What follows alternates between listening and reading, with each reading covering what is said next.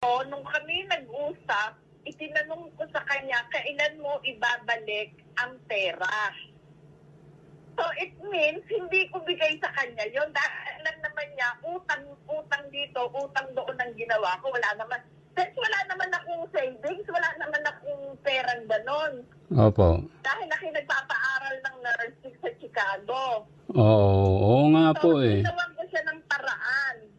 Actually, tatlo kaming mami. Ako, si Melita, kaming tatlo. Pero iba pa yung bigay iba pa yung pinadadala sa kanya ni Ed Gargar. Oh. Ed Gargar, hindi namin kasama.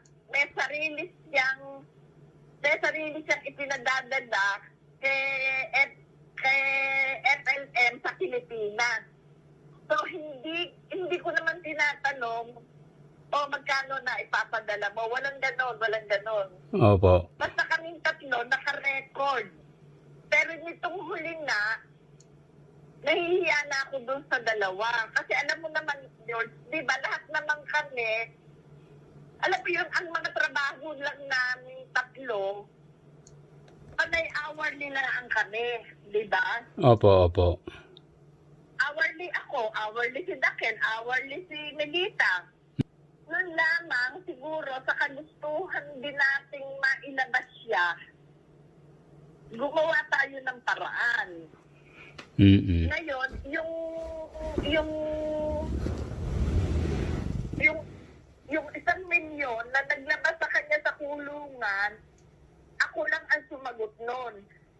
Hindi ko na sinali yung dalawa kasi nahihiya na ako doon.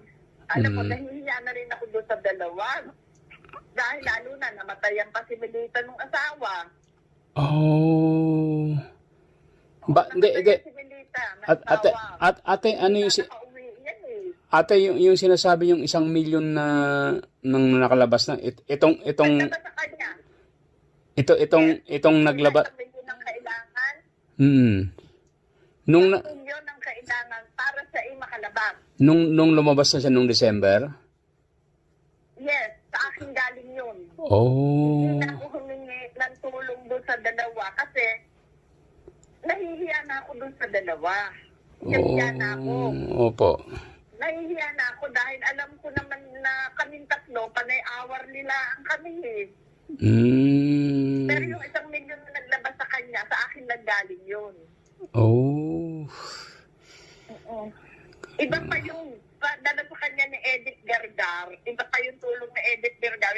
Si Edith, hindi namin kasali yan sa pagtulong. May sarili siya. Oh, nakarekta na po May siya. sarili siyang pondo. Ha? Nakarekta na po siya. May sarili siya.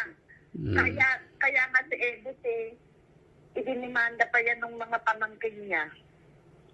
Oh. Dinimanda yan dahil may idinimanda siya ng mga pamangkin kasi yung lupa na may kita na pinagsasakahan sa tatay niya, iyon ang pinadadala ni Edith kay FLM.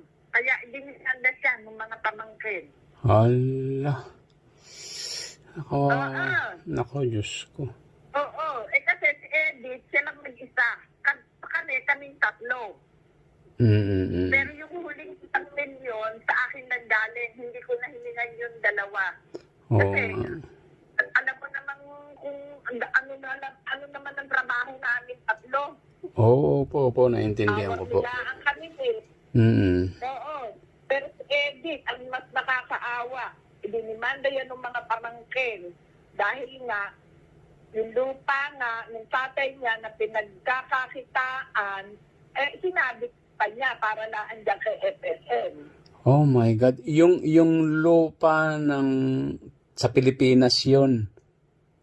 Yes, sa Pilipinas. Sa Ilocos. Oh my God. Oo. Wala kang magagawa. Kami ay ano tawag ba doon? May tawag sa amin eh. Ano kami? Talagang may tawag sa amin pero mas ano si Edic, mas nakakaawa talaga si Edic dahil isipin mo yung pati lupain nila isasanla. Oo, dahil... Kita ma'am, pera lamang, pera. Pero yung 1 milyon na naglabas sa kanya, sa akin nanggaling yun. Oh my God. Hindi ko na hiningan itong dalawa dahil wala. Sadsad na kami tatlo eh. Sadsad na kami talaga lahat. Oo, Tapos, Diyos. eto ka mo, nung kami tinanong ko na, nung siya nakalabas na, Opo. tinanong ko kung kailan mo ibabalik. Ayun, minura na ako. Hayop na po. Minura na niya ako. Oo, tinanong ko, o kailan mo ibabalik yung pera? Kasi, lahat naman yan yung inutang ko lang na may tubo. Ayun, minura na ako. Hayop na kulaong. Ito palang taong to. Hindi, anong klaseng tao yan? Oo nga Kami po. kami naglabas sa kanya ayun, minura pa ako.